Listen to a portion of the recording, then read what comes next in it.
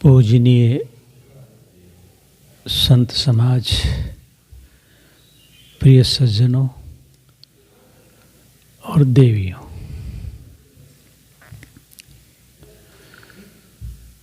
सद्गुरु कबीर कहते हैं, पानी में मीन प्यासी और मोई सुन सुन आवत हांसी। आत्मज्ञान बिना नर भटके, कोई मथुरा कोई काशी। पानी में मीन प्यासी, मोई सुन सुन आवत हांसी। सद्गुरु कबीर कहते हैं, पानी में रहकर मछली प्यासी हो, ये सुन के हंसी आती है। मछली इतनी भोली नहीं है, परंतु हम लोग भोले हैं। परमात्मा, शांति, मोक्ष हमारा स्वरूप ही है, हम ही हैं। बाकी ऐसा हम नहीं जान के आत्मज्ञान के बिना भटकते हैं। कोई मथुरा कोई काशी, जैसे मृगा नाभ कस्तूरी, बन बन फिरत उदासी। बिना आत्मज्ञान के भटकते हैं। सच्ची घटना बताऊं मैं आपको। राजस्थान में एक जगह है, मैं वहाँ 1970 की बात है ये। तो एक एकांत की दृष्टि से मैं वहाँ एक जगह रह रहा था।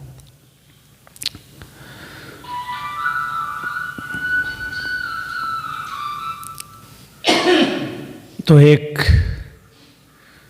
बालक, उसने पढ़ लिया था पुराणों में कि भगवान ने ध्रुव को दर्शन दिया, मीरा को दर्शन दिया, अरुंधति को दिया, अमुक को दिया, अमुक को दिया। तो उस बालक के मन में ये भावना हुई कि मैं भी तपस्या करके और भगवान का दर्शन करूं। तो पास में एक पहाड़ था। वो मानते हैं कि वहाँ ऋषि मुनि अभी भी मौजूद हैं, गुप्त रूप से रहते हैं, भोलापन है। बाकी वहाँ के लिए वो घर में किसी से नहीं कहा। उस बालक ने एक थैला में लंगोट सिला के रख लिया, माचिस रख लिया, पैदल चला। गर्मी का समय था। 2 रोज उसको रास्ते में पैदल चलते चलते लग गया। तीसरे दिन वहाँ वो पहुँचा।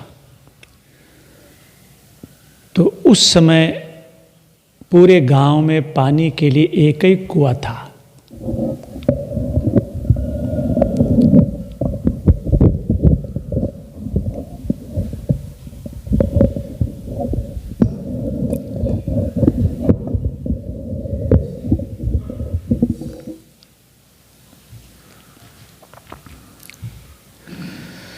तो एक ऊपर पहाड़ के ऊपर एक माता का मंदिर है। 750 गिनती की सीढ़ियां हैं ऊपर चढ़ने के लिए। तो बालक 750 सीढ़ियां चढ़ के और वो माई के मंदिर पे गया, सिर झुकाया, प्रणाम किया। उसे प्यास लगी। भोजन तो नहीं किया था उसने 2 रोज से, बाकी ज़्यादा प्यास लगी। तो पुजारी था, उससे कहा कि मुझे थोड़ा पानी पिला दो, प्यास लगी है। तो पुजारी ने कहा, यहाँ पानी नहीं है पहाड़ पे, नीचे जाओ गांव में, हम लोग नीचे से लाते हैं, वहीं जाओ। उसने कहा थोड़ा पिला दो, मेरा गला सूख रहा है। पुजारी ने कहा सुना नहीं, यहाँ पानी नहीं है, नीचे जाओ बोले। वापसी में आते समय वह बालक रास्ता भटक गया। पहाड़ के पीछे की ओर चला गया। सूर्यास्त का समय हो गया। तो भूख प्यास के वजह से वो समझो कि जो है एक जगह बैठ गया, लेट गया। एक राहगीर उधर से निकल रहा था पगडंडी से, देखा तो उसकी दशा देख के उस राहगीर ने कहा, भाई अब मैं क्या करूं, यहाँ तो पानी नहीं है। वो देखो सामने जो झंडा देखने में आता है, वो जगह यहाँ से 3 मील 4 मील होगा, चले जाओ, तुम्हें वहाँ मिल जाएगा। वो जैसे तैसे उठते बैठते आया। रात हो गई थोड़ी, गर्मी का समय था। मैं वहाँ एक किसी ने धर्मशाला बनाई थी, पुरानी हो गई थी, वहाँ ऊपर था मैं गर्मी की वजह से। तो नीचे कुछ खड़बड़ाहट हुई, तो मैंने कहा भाई जो नीचे हैं ऊपर छत पे आ जाओ। बालक आया, मैं बैठा था तो उसे बोला नहीं गया, मेरे ऐसे पैरों में गिर के ऐसा कर लिया, ऐसा दोनों हाथ। अरे मैंने कहा ये पानी पिएगा। तो मैं नीचे आया, तुम भी थी मेरे पास, तो पानी ले जाके पिलाया। मैंने उससे पूछा भोजन, तो कहा तीसरा दिन है, नहीं पाया। मैं गाँव, पास में गांव था ये अपने थोड़ी दूर पे, रोड जितना आगे पास में गांव था, आधा किलोमीटर। लाया तो एक घर के बाहर कुछ लोग बैठे थे, उनसे कहा भाई घर में कहो। कहा आप कह दीजिए मैं गया। मैं कहा माता जी एक जने का भोजन ज़्यादा बनाना। कहा ठीक है। भोजन बन गया। मैंने कहा जाओ भोजन पाओ। उस बालक ने भोजन पाया। बाहर आया तो और भी बैठे थे कुछ सज्जन। मैंने कहा भोजन पा लिया? बोले पा लिया।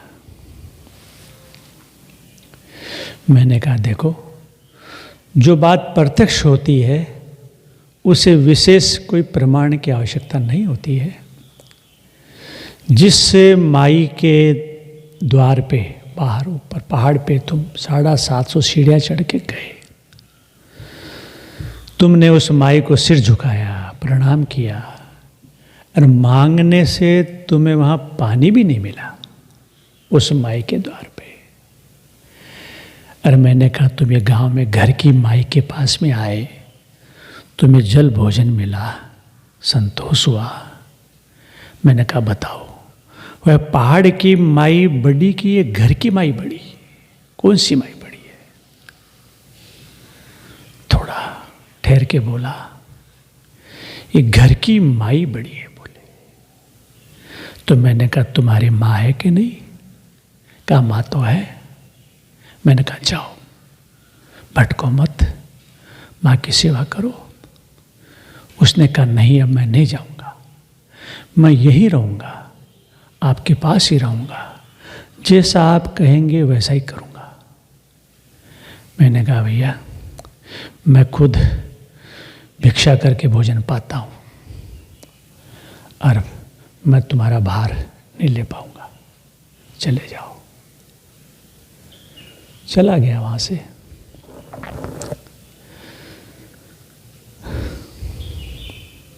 वहीं एक है माला, पहाड़ी क्षेत्र में एक माला जगह है। वहाँ पे तात्कालिक जो कोटा के उमेद सिंह राजा थे, वो वहाँ शिकार खेलने जाते थे।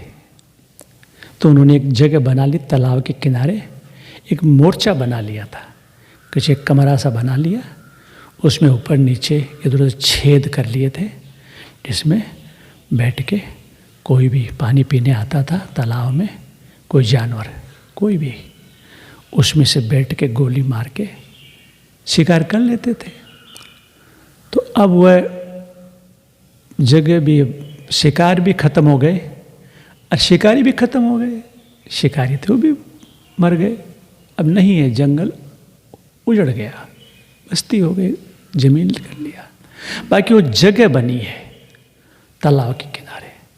तो एक वैष्णव मत के महात्मा वैष्णव मत को मानते थे, वो अपनी आत्मा से अलग परमात्मा मानते थे। बाकी वह कथा सुनाते थे भागवत की।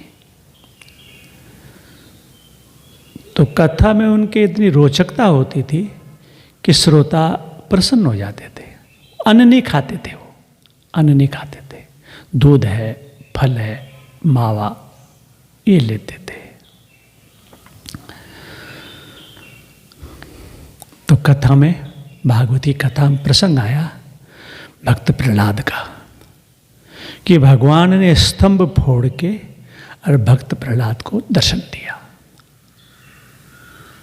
तो उन महात्मा ने सर्व श्रोताओं के बीच में घोषणा कर दिया, जिस प्रकार भगवान ने प्रहलाद को स्तंभ फोड़ के दर्शन दिया, इसी प्रकार मैं प्रण करता हूँ कि अमुक कार्तिक की दोज को अगर मुझे भगवान दर्शन दे देंगे तो ठीक है, और नहीं देंगे तो मैं चिता बना के जल मरूंगा, स्वयं जल मरूंगा।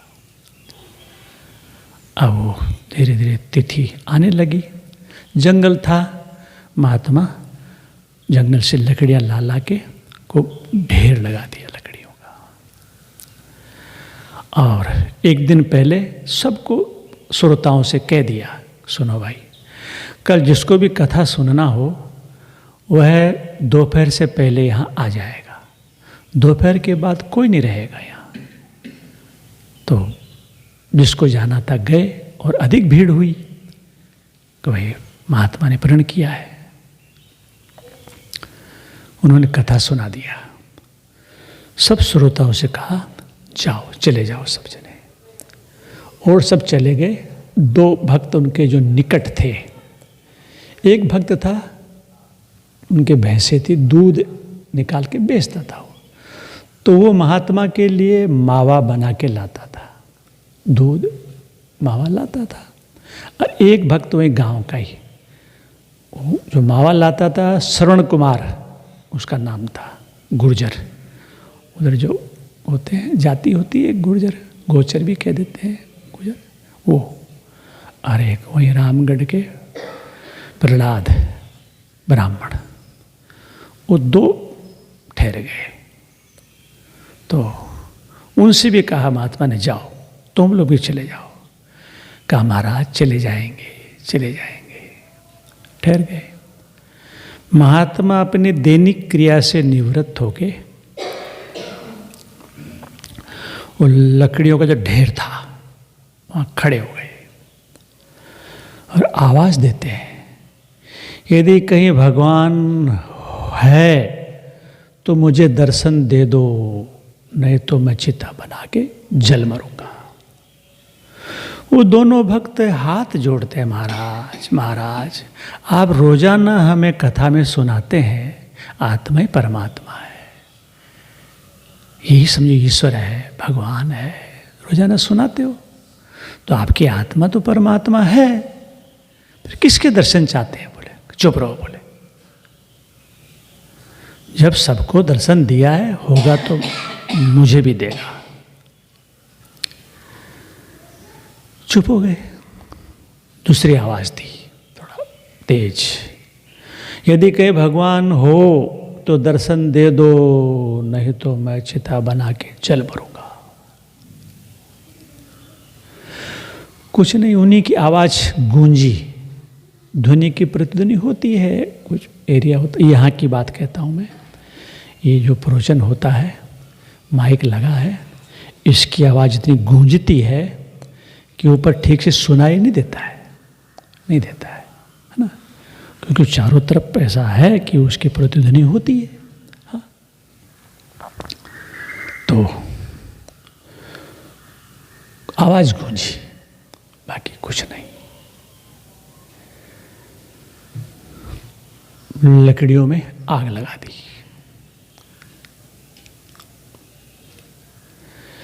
महात्मा का चेहरा रक्त वर्ण हो गया, आंखें एकदम जोश में आ गई। लकड़ियां जलने लगी। आवाज देते हैं जोर से, यदि के भगवान है तो दर्शन दे दो, नहीं तो मैं जल मर रहा हूं। बोले चिड़िया भी नहीं बोली, सन्नाटा। अब महात्मा एकदम बिल्कुल आवेश में आ गए और वो दोनों भगत महाराज डांट दिया, चुप रहो। बोले बेचारे कांप रहे, बस लगा के जोश में आके छलांग मार उस लकड़ियों पे। अब लकड़ियां, सूखी लकड़ियां हो करके मार लपटे उठ रही। अब वो छटपटा गए आग में, छटपटा के इधर उधर हुए तो लकड़ियां ठीक से जमी नहीं थी, वो ढस गई, प्राण निकल गए। शरीर जो है मोटा था, आधा जला आधा नहीं जला, लुढ़क गया। सूचना पहुंची पुलिस को, पुलिस भी इस बात को जान गई थी। इन्होंने प्रण किया था कि जो है मैं जल मरूंगा, इसमें किसी का दोष नहीं। पुलिस ने आत्महत्या का केस कर दिया। गए सब भक्त लोग जो थे, दोबारा लकड़ियाँ इकट्ठी करके आग लगाई, जलाई, और जो शरीर बच गया था जलने से उसको दोबारा जलाया। ऐसा है, ऐसा है, भटकते हैं, है ना। अच्छे अच्छे महात्मा त्यागी है ना, कोई प्रकार का और नहीं। ओह हमारे महात्मा वृंदावन में, नाम मुझे नहीं आ रहा है, आश्रम है, बहुत अच्छा आश्रम है, और भी कई जगह है ना। तो वे अपने से, आत्मा से अलग परमात्मा मानते थे, और ज़्यादा श्री कृष्ण के प्रति उनकी ज़्यादा समझो कि थी भक्ति, आस्था। अंतिम समय आ गया, अब उन्हें लगा कि प्राण निकलेगा, शरीर छूटेगा। तभी वह लोग के कहते हैं, हे कृष्ण, हे कृष्ण, जीवन बीत गया मुझे भक्ति करते करते, अब तो दर्शन दे दो, अब तो अंतिम अवस्था आ गई। एक था उनका सेवक शिष्य, कहा गुरुदेव आपका शरीर ही वृंदावन है, आपकी आत्मा ही कृष्ण है, किसके दर्शन चाहते हैं? बोले दिल में ला गए। अरे कहा कोई है नहीं, इसे बाहर निकालो। बोले बाहर निकालो। बोले वो ये सुनना भी उनको पसंद नहीं था कि यह आत्मा ही परमात्मा है, कृष्ण है। आत्मा परमात्मा का सबने कहा है, वेदों में, उपनिषदों में, गीता भागवत में, रामायण में। एक वाक्य है, अहम ब्रह्मास्मि, अहम मन मैं ही ब्रह्म हूँ, महान हूँ। दूसरा वाक्य तत्त्वमसि, तत् मन वह, तुम मन तू, असि मन है। जिसे तू खोजता है, जो तू चाहता है, तू ही है। तीसरा वाक्य है अय आत्मा ब्रह्म, आत्मा ही ब्रह्म है। चौथा वाक्य प्रज्ञा, प्रज्ञा माने ज्ञान, जो शरीर में रहकर जो ज्ञान तत्व है यही ब्रह्म है, परमात्मा है।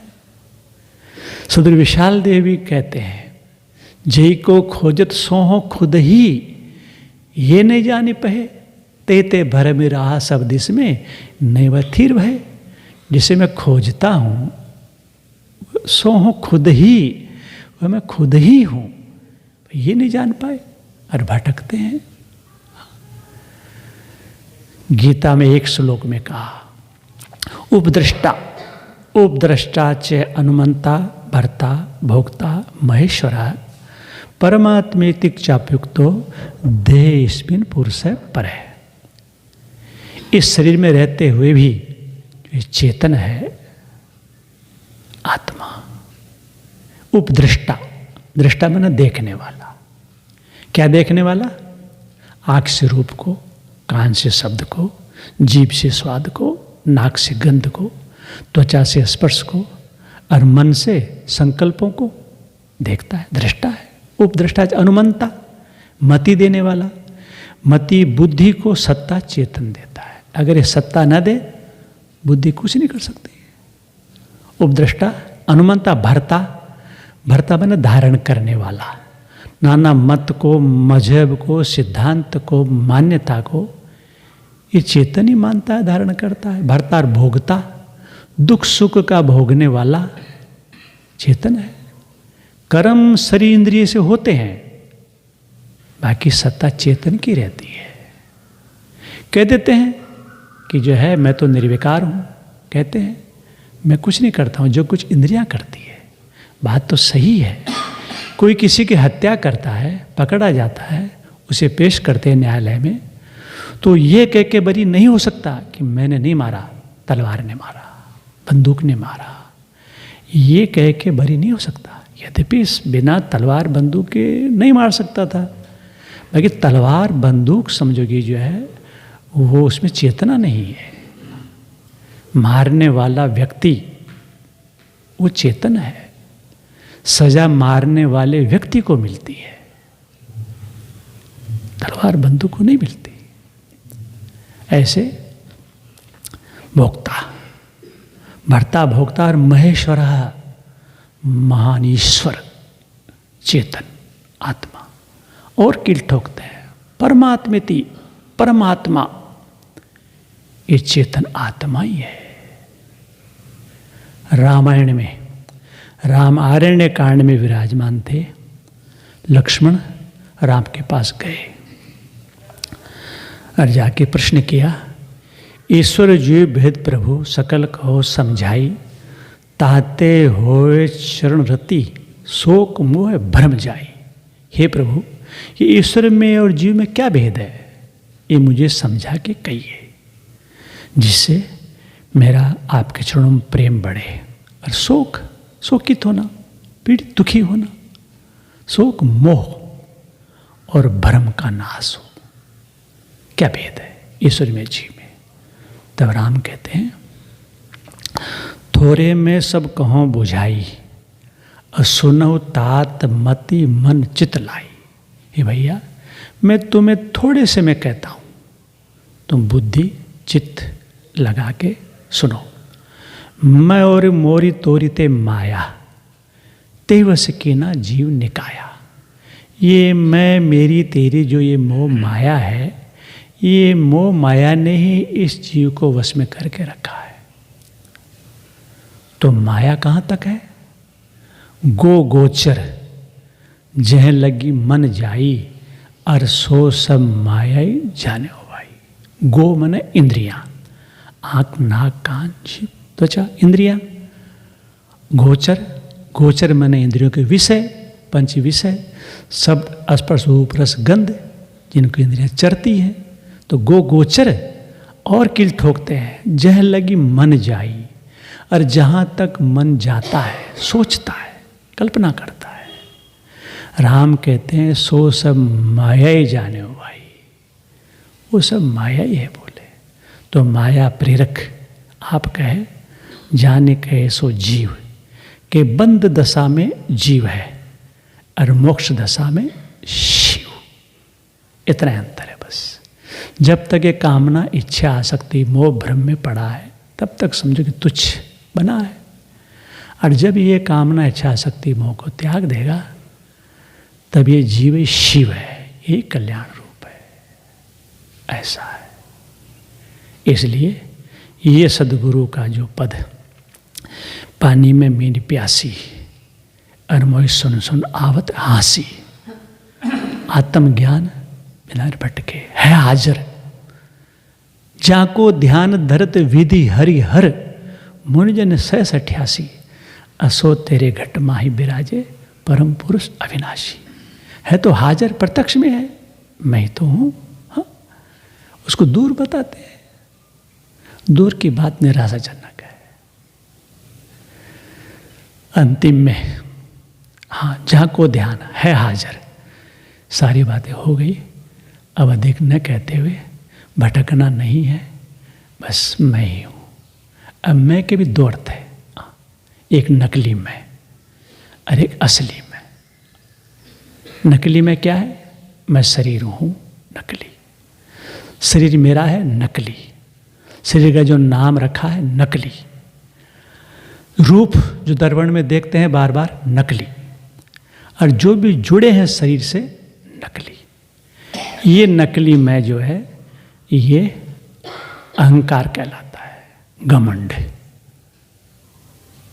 बस मैं हूँ ये सत्य है, मैं हूँ ये सत्य है, और मैं शुद्ध चेतन ज्ञान स्वरूप हूँ, ये परम सत्य है। बस इतना ही है। बस मैं हूँ ये सत्य है, और मैं शुद्ध हूँ, चेतन हूँ, ज्ञान स्वरूप, ये परम सत्य है बस। और दूसरा, मैं और हूँ के बीच में जो भी आता है ना, सब नकली है, झूठे है। मैं साधु हूँ, मैं गुरु हूँ, मैं महात्मा हूँ, मैं पति हूँ, मैं पत्नी हूँ, पिता हूँ, पुत्र हूँ, ब्राह्मण क्षत्रिय वैश्य शूद्र हूँ, आदि आदि जो भी आता है ना, मैं और हूँ के बीच में, ये नकली है, झूठे है। बस मैं हूँ ये सत्य है। इसलिए स्वरूप का भाव मजबूत करना चाहिए। इसके लिए एक तो होता है थ्योरी, एक होता है प्रैक्टिकल। मैं जो चर्चा किया एक प्रकार की थ्योरी है, जानकारी है, ज्ञान है, जानना भी आवश्यक है। जब ज्ञान ही नहीं होगा, थ्योरी में प्रैक्टिकल किसका करेंगे, कैसे करेंगे? इसलिए थ्योरी, दूसरा प्रैक्टिकल। प्रैक्टिकल प्रयोग, अनुभव, वो होगा ध्यान में। ऐसा है। इसलिए कहीं पे भी भटकने की जरूरत नहीं है। बस स्वरूप को जानो, समझो, उसकी स्थिति मजबूत करो। अब अधिक न कहते हुए एक भजन मैं और सुना देता हूँ, फिर बस करूँगा। अपने को आप भूल के हैरान हो गया, अपने को आप भूल के हैरान हो गया, अपने को आप भूल के हैरान हो गया, माया के जाल में फंसा वीरान हो गया, माया के जाल में फंसा वीरान हो गया, अपने को आप भूल के हैरान हो गया, जड़ देह को अपना स्वरूप मानी मन लिया, जड़ देह को अपना स्वरूप मानी मन लिया, दिन रात खान पान काम काज दिल दिया, दिन रात खान पान काम काज दिल दिया, पानी में मिल के दूध एक जान हो गया, पानी में मिल के दूध एक जान हो गया, अपने को आप भूल के हैरान हो गया, माया के जाल में फंसा वीरान हो गया, विषयों को देख देख के लालच में आ रहा, विषयों को देख देख के लालच में आ रहा, दीपक में जो पतंग जाए के समा रहा, दीपक में जो पतंग जाए के समा रहा, बिना विचार के सदा नादान हो गया, बिना विचार के सदा नादान हो गया, अपने को आप भूल के हैरान हो गया, माया के जाल में फंसा वीरान हो गया, करी पाप पुण्य स्वर्ग नरक भोगता फिरे, करी पाप पुण्य स्वर्ग नरक भोगता फिरे, तृष्णा की डोरी में बंधा सदा जन्म धरे, तृष्णा की डोरी में बंधा सदा जन्म धरे, पी कर के मोह की सुरा बेभान हो गया, पी कर के मोह की सुरा बेभान हो गया, अपने को आप भूल के हैरान हो गया, माया के जाल में फंसा वीरान हो गया। जाकर सदा सत्संग में दिल में विचार ले, जाकर सदा सत्संग में दिल में विचार ले, बदन में अपने आप रूप को निहार ले, बदन में अपने आप रूप को निहार ले। ब्रह्मानंद मिले मोक्ष जबी ज्ञान हो गया, ब्रह्मानंद मिले मोक्ष जबी ज्ञान हो गया, अपने को आप भूल के हैरान हो गया, अपने को आप भूल के हैरान हो गया, अपने को आप भूल के हैरान हो गया, माया के जाल में फंसा वीरान हो गया, माया के जाल में फंसा वीरान हो गया, अपने को आप भूल के हैरान हो गया। बोलो सद्गुरुदेव की जय।